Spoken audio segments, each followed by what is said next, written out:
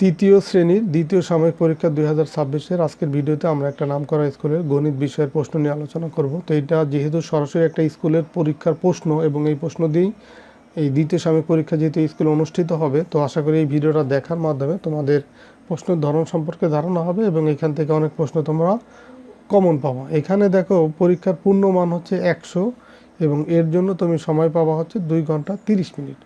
1 নম্বরে দেখো কি প্রশ্ন দেওয়া আছে, উপরে নিচে গুণ করো। প্রথমে এখানে 5টা গুণের অঙ্ক দেওয়া আছে উপরে নিচে, এর জন্য তুমি পাবা হচ্ছে 10 নাম্বার। দেখো এই যে 5টা গুণের অঙ্ক, তো এগুলো সহজ বা ছোটো ছোটো গুণ, 5টার জন্য 10 নম্বর পাবা। এটা তুমি এই প্রশ্ন থেকে এই অঙ্কগুলো দেখে খাতায় তুলবা, তুলে দিয়ে হচ্ছে সমাধান করতে হবে।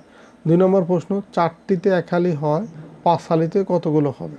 তো ঐকিক নিয়মের মাধ্যমে এটা করবা। যদি এক গুচ্ছে 6টি ফুল থাকে, তবে এরকম 8টি গুচ্ছে কয়টি ফুল থাকবে? এগুলো গুণের অঙ্ক, ঐকিক নিয়মের মাধ্যমে করতে হবে। এরপরে দেখো ভাগ করো, যেগুলো সহজ ভাগের অঙ্ক, তো এগুলোও তো আশা করি পারবা। এটার জন্য 10 নম্বর। 5 নম্বর প্রশ্ন দেখো, 2টি আম 2 জনকে সমানভাবে ভাগ করে দেওয়া হলে প্রত্যেকে কয়টি করে আম পাবে? দেখো এখানে আম সংখ্যা কয়টি? 8টি আম 2 জনকে সমানভাবে ভাগ করে দেয়া হলো, তার মানে এই 8কে 2 দিয়ে ভাগ করলে যা হবে সেটাই উত্তর। 6 নম্বর দেখো, 24টি লজেন্স 4 জনকে সমানভাবে ভাগ করে দেওয়া হলো, প্রত্যেক কয়টি করে লজেন্স হবে? দেখো এখানে ভাগের কথা বলেই দেওয়া আছে, তার মানে এই 24কে এই 4 দিয়ে ভাগ করতে হবে। 7 নম্বর প্রশ্ন, আবিদের মায়ের কাছে 20,500 টাকা ছিল, তিনি আবিদকে 3,685 টাকা বাজার করার জন্য দিলেন। এখন আবিদের মায়ের কাছে কত টাকা রইল?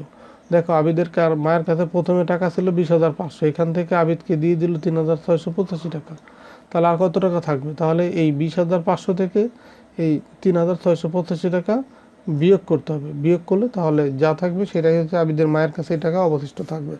8 নম্বর প্রশ্ন দেখো, নাসিমা বেগম বছরে একক, দশক, শতক, অযুত, লক্ষ, নিযুত 10 লক্ষ টাকা আয় করেন বছরে, তার বছরে কত টাকা জমা থাকে? তো এরপরে 9 নম্বর প্রশ্ন, চতুর্ভুজ কাকে বলে?